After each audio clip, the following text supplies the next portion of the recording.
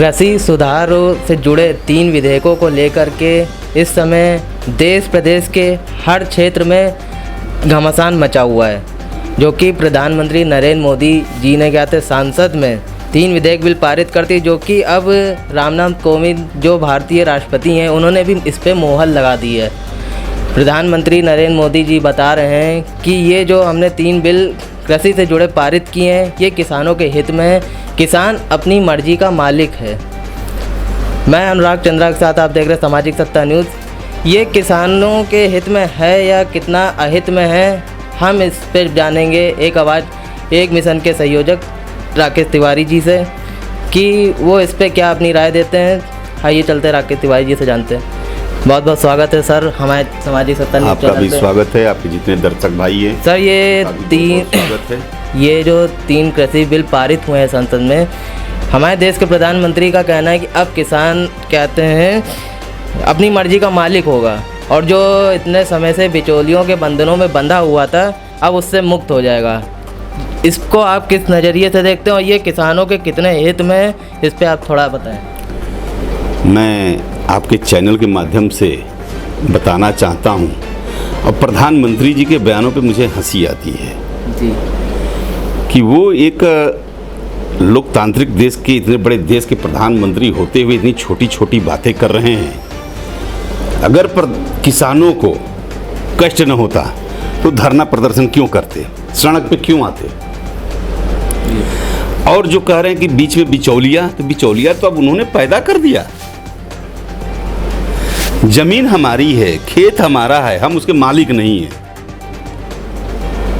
और अगर ये सही होता तो जो राज्यसभा में जो सांसदों द्वारा जो हमारे देश के उच्च सदन है वहाँ जो तांडव हुआ, आज जो हर किसान की नज़र पे वो तांडव चल रहा है, हर आम नागरिक की नज़र पे वो तांडव चल रहा है, ये तांडव करने की नौबत कैसे आ गई।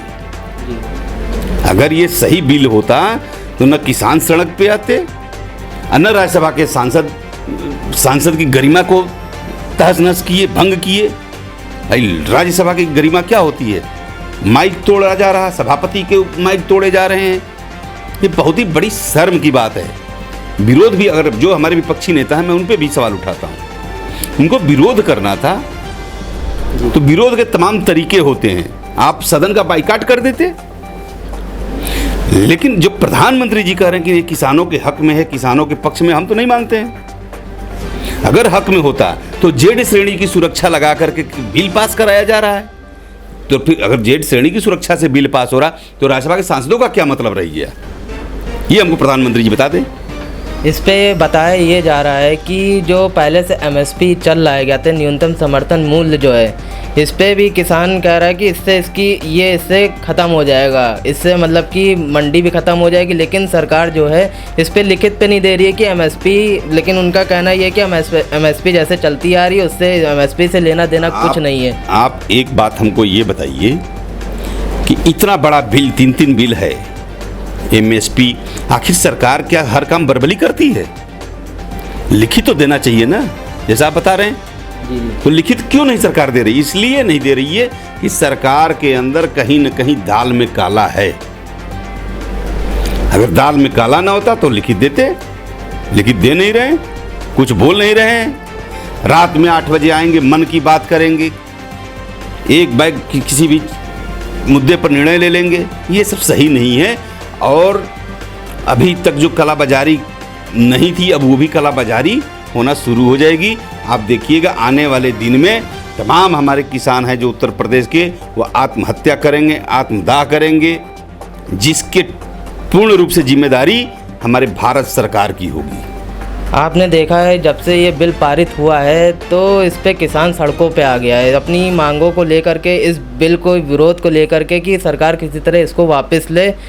लेकिन इस पे जो भाजपा के कहते हैं बड़े बड़े नेता हैं, उनका कहना ये है कि जो विपक्षी दल है, विपक्षी दल जैसे कि उनकी सहयोगी पार्टी कांग्रेस, आप पार्टी और समाजवादी पार्टी, ये इनको गुमराह कर रही है।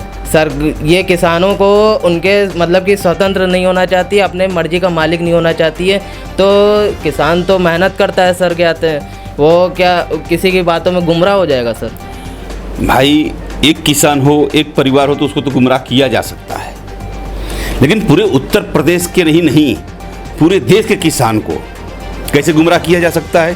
पूरे देश में न तो आम आदमी पार्टी है, न समाजवादी पार्टी है, कांग्रेस है तो कांग्रेस कमज़ोर है, तो कैसे गुमराह किया जा सकता है? भाई सीधी सी बात है कि खेत हमारा, ज़मीन हमारी, हम उसके मालिक नहीं। हमारे फसलों का रेट अंबानी और अडानी तय करेंगे।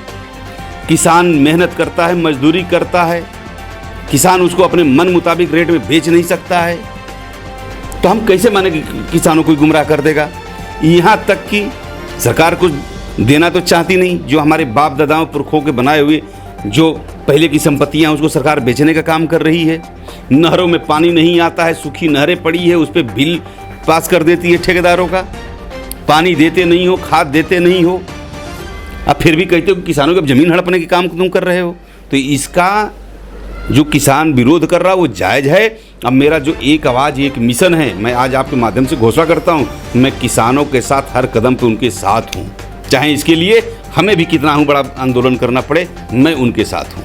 प्रधानमंत्री जी जो हमारे हैं नरेंद्र मोदी जी, वो जब मंच पे आते हैं तो वो किसानी योजनाएं बताते हैं कि किसान मुद्रा योजना हो गई, किसान सम्मान निधि योजना हो गई, कर्ज माफ़ी को लेकर कहते हैं कि हमारी सरकार ने कर्ज किसानों को लेकर के व्यवस्था बनाई है, किसानों के हित में कार्य किया है, जिससे किसान संतुष्ट है। लेकिन फिर भी कहते हैं, हम देखते हैं साल डेढ़ साल में आत्महत्याओं के आंकड़े इतने बढ़ जाते हैं किसानों करके।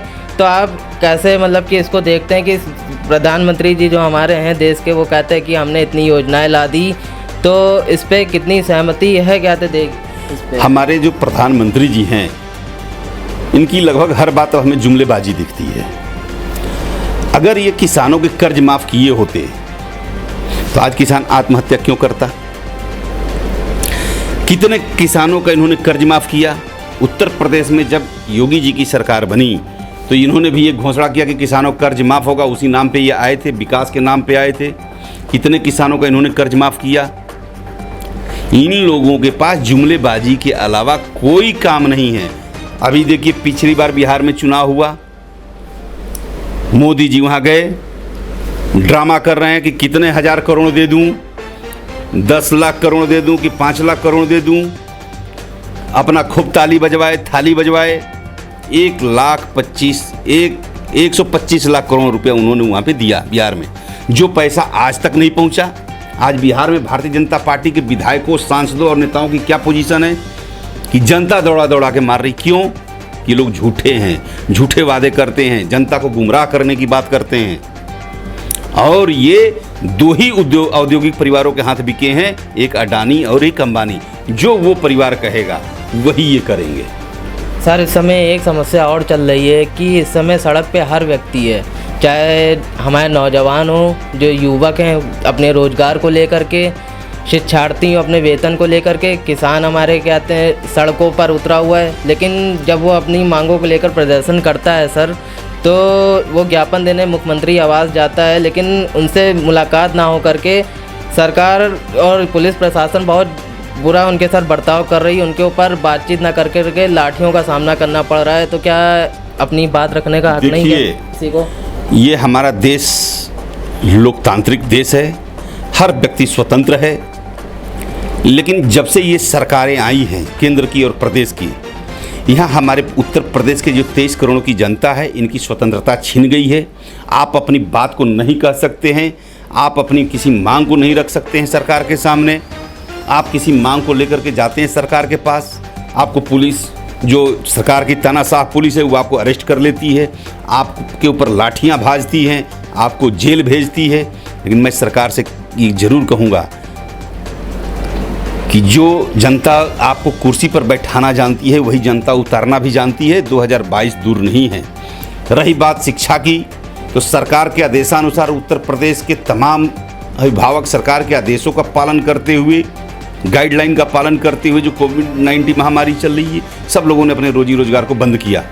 सरकार ने क्या दिया? सरकार ने झूठा आश्वासन दिया और कुछ नहीं किया। यही हमारे माननीय मुख्यमंत्री योगी जी पिछली बार गाजियाबाद गए, उन्होंने घोषणा की कि जो फीस माफ़ी के मुद्दे पर जो लोग बात कर रहे हैं, अभिभावक परेशान हैं, इनकी समस्या का समाधान, उसकी वीडियो मेरे पास है। उसकी समस्या का समाधान निकलेगा, अवश्य निकलेगा।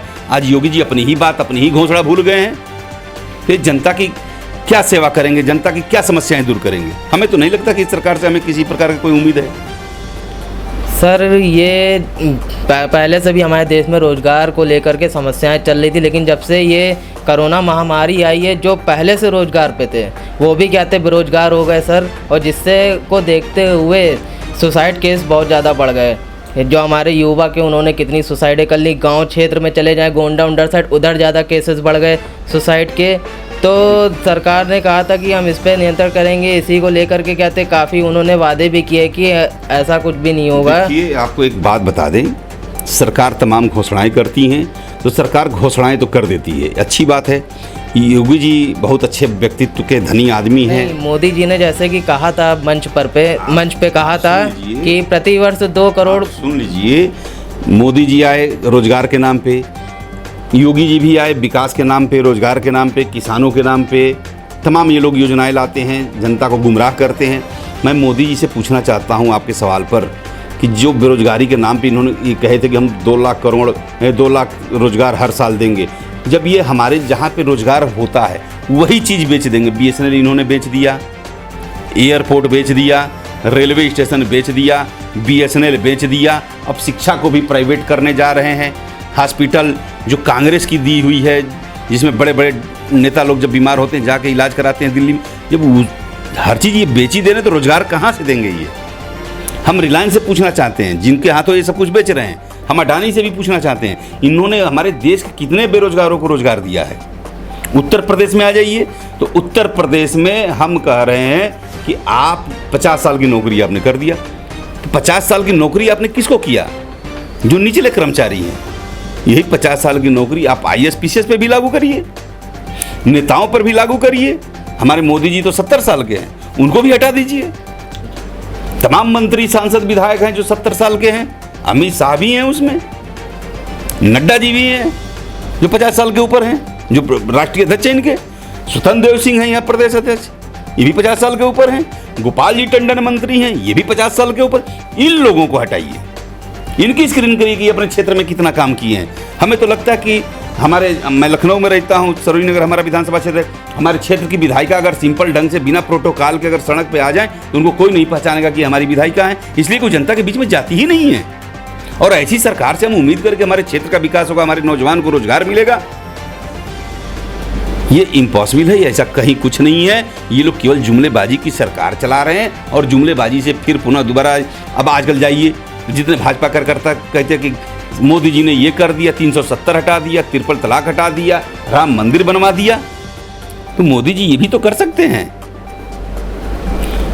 कि प्राइवेट स्कूलों की फीस माफ। उनको तो सिर्फ एक बार कहना है। सरकार कह रही, बाल संरक्षण आयोग कह रहा कि आपके बच्चे को ऑनलाइन से ऑफलाइन नहीं किया जाएगा, फिर भी किया जा रहा है। क्या ये सरकार को नहीं दिख रहा? एक अभिभावक कानपुर में आत्महत्या कर लिया, ये सरकार को नहीं दिख रहा? एक छात्र अपने पिता के लाइसेंसी रिवॉल्वर से अपने आप को गोली मारकर आत्महत्या कर लिया, ये सरकार को नहीं दिख रहा? सरकार कर क्या रही है? सरकार केवल 11 लोगों की एक टीम बना ली, अधिकारियों की, जो भ्रष्टाचार में लिप्त हैं और डूबे हुए हैं। जो वो कहते हैं वही ये सरकार करती है। ये आखिरी सवाल कहना चाहेंगे कि जैसे कि मतलब कि आपकी जो एक आवाज़ एक मिशन बैनर है, आप इसके तले आप क्या कहना चाहेंगे कि ये जो बिल पारित हुआ है, और दूसरी चीज़ रोजगार को लेकर के आप क्या मांग रखना चाहेंगे सरकार से? देखिए देखिए जो किसानों का बिल पारित हुआ है वो 101% नहीं 1001% गलत है। इस पे देश के प्रदेश के किसान भूखमरी के कगार पर आएंगे।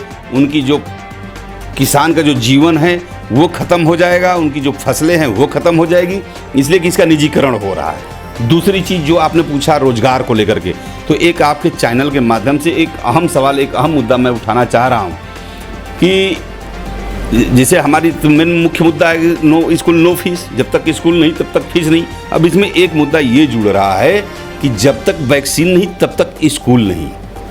और दूसरी चीज़ कि जो स्कूल तो ऑनलाइन के नाम पे आपसे फीस भी ले रहे हैं, टीचरों को भी हटा दिए हैं, 4th क्लास कर्मचारियों को भी हटा दिए हैं, तनख्वाह किसी को दे नहीं रहे हैं, और ठेके पर एग्रीमेंट पर टीचर बुला रहे हैं। इसका विरोध होना चाहिए। और जिन टीचरों को इन्होंने निकाल दिया है, जितने भी निजी शैक्षणिक संस्थाएं हैं उत्तर प्रदेश की, वो अपने टीचरों को पुनः नियुक्ति पर रखें। और इसलिए भाई फीस सबसे ले रहे हो, दे किसी को नहीं रहे हो, तो उनको जो भी उनकी तनख्वाह है वो दीजिए। दूसरी चीज़ कि जो प्राइवेट स्कूलों में जो गाड़ियाँ, जो वैन बसें जो चलती हैं, जो हमारे आपके बच्चों को ले जाती हैं, इन्होंने क्या किया कि स्कूल वाले जून तक की ऑलरेडी अभिभावकों से फीस के रूप में, ट्रांसपोर्टेशन फीस के रूप में ले रखा है, और किसी गाड़ी वैन वालों को पैसा नहीं दिया है।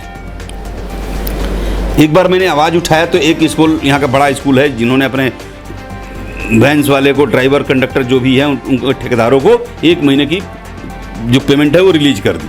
अभी भी वो 1 महीने की पेमेंट मारे बैठे हैं। मैं उसका विरोध करता हूँ। और जो बाहरी वैन हैं, जो छोटे छोटे लोग हैं, जैसे 1,50,000 रुपये की कोई वैन खरीद लिए, स्कूल में अटैच कर लिए, प्राइवेट अभिभावकों से मिल करके उनके बच्चों को ढो रहे हैं। अब यहाँ पे मैं सरकार से एक अहम मांग करता हूँ, बहुत ही मुख्य गंभीर मांग है कि भाई स्कूल बंद हुआ, लॉकडाउन हुआ, उनकी गाड़ी बंद, उनके ड्राइवरों की भी रोजी रोटी बंद, तो जो बैंकों की किस्त है, जो फाइनेंस करा के गाड़ी लाए हैं, वो किस्त माफ कर दिया जाए।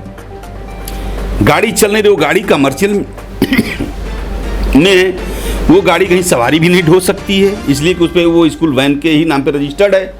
तो उन गाड़ियों का जो टैक्स है, कमर्शियल टैक्स, रोड टैक्स, वो माफ़ कर दिया जाए। बीमा माफ़ कर, गाड़ी चली नहीं तो कहीं एक्सीडेंट होने का सवाल है नहीं, बीमा माफ़ कर दिया जाए।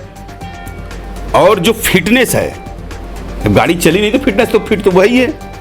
अब तो कबाड़ में कटने के कगार पे आ गए हैं, उनकी गाड़ी चल नहीं रही, बहुत परेशान है। तो उनका फिटनेस माफ़ कर दिया जाए, बीमा माफ़ कर दिया जाए, टैक्स माफ़ कर दिया जाए। ये मेरी सरकार से 3 मुख्य मांगे हैं उन गाड़ी वालों की पीड़ा को देखते हुए। और ये एक बहुत गंभीर मुद्दा है। तमाम ऐसे गाड़ी वाले हैं जो आत्महत्या करने के कगार पे आ रहे हैं। और एक सवाल और मैं सरकार से करना चाहूँगा और मांग भी करता हूँ कि जैसे पिछली सरकार, आप लोगों को भी पता है कि पिछली सरकार आई अखिलेश जी की, तो उन्होंने शिक्षा मित्रों को परमानेंट नियुक्ति कर दी, उनकी एक अच्छी खासी तनख्वाह भी कर दी। ये सरकार आई तो उन अध्यापकों को शिक्षा मित्र से हटा दिया। मामला हाई कोर्ट में गया, वहाँ से भी खारिज हो गया, सुप्रीम कोर्ट में गया, वहाँ भी खारिज हो गया। वहाँ इसलिए कि जो भी हमारे न्यायालय है वो लगभग सरकार के अधीन है। उन शिक्षा मित्रों को मैं नहीं कह रहा हूँ कि आप नौकरी दे दीजिए, मैं नहीं कह रहा हूँ कि आप उनको शिक्षा मित्र बना दीजिए, मैं कह रहा हूँ कि आप उनको एक मिनिमम कम से कम मानदेय उनका 20,000 रुपया पूर्ण रूप से घोषित कर दीजिए और उनको 62 साल की नियुक्ति पर नौकरी दे दीजिए। उससे क्या होगा कि एक तो उस शिक्षा मित्र का परिवार भी चल जाएगा और उसको एक रोजगार भी मिल जाएगा। तो और एक इनको गरिमामयी बनाने के लिए एक उनको जूनियर अध्यापक का पद दे दीजिए। मैं नहीं कह रहा हूँ कि आप उनको महंगाई भत्ता दीजिए, ये दीजिए, वो दीजिए, लेकिन उनको एक मिनिमम कम से कम एक उनका मानदेय फिक्स कर दीजिए। जैसा कि आपने देखा कि हमने एक आवाज़ एक मिशन के बैनर तले उनके संयोजक राकेश तिवारी जी से बात की ये किसान बिल को लेकर के, जो कि उनका मानना ये है कि बिल्कुल भी ये किसानों के हित में नहीं है, ये सरासर क्या कहते हैं किसानों के साथ अन्याय वाला है बिल है। कैमरामैन साहिल सिंह के साथ मैं अनुराग चंद्रा, सामाजिक सत्ता न्यूज़, जन जन की आवाज़। इस वीडियो को लाइक करें और हमारे चैनल को सब्सक्राइब करें, बेल आइकन दबाना मत भूलें। सामाजिक सत्ता न्यूज़, जन जन की आवाज़।